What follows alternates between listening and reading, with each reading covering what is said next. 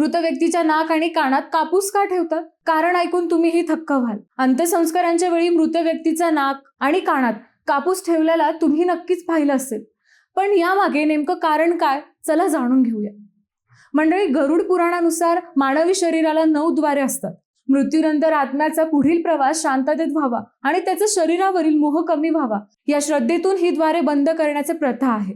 पूर्वी यासाठी सोन्याचे तुकडे वापरले जात, पण नंतर त्याऐवजी कापसाचा वापर सुरू झाला. यामागे वैज्ञानिक कारण देखील आहे. मृत्यूनंतर शरीराचे विघटन सुरू होते, त्यामुळे तोंड, नाक आणि इतर छिद्रातून द्रव पदार्थ बाहेर येऊ शकतात. कापूस हे द्रव शोषण्यास मदत करतो, दुर्गंधी काही प्रमाणात कमी करतो आणि मृतदेह स्वच्छ व सामान्यपूर्वक ठेवण्यास सहाय्यक करतो.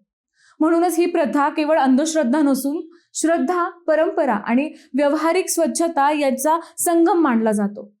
लक्षात ठेवा, या प्रथेतील धार्मिक श्रद्धा वैयक्तिक असू शकतात, तर वैज्ञानिक कारणे मुख्यतः मृतदेहाची स्वच्छता आणि व्यवस्थापनाशी संबंधित आहेत.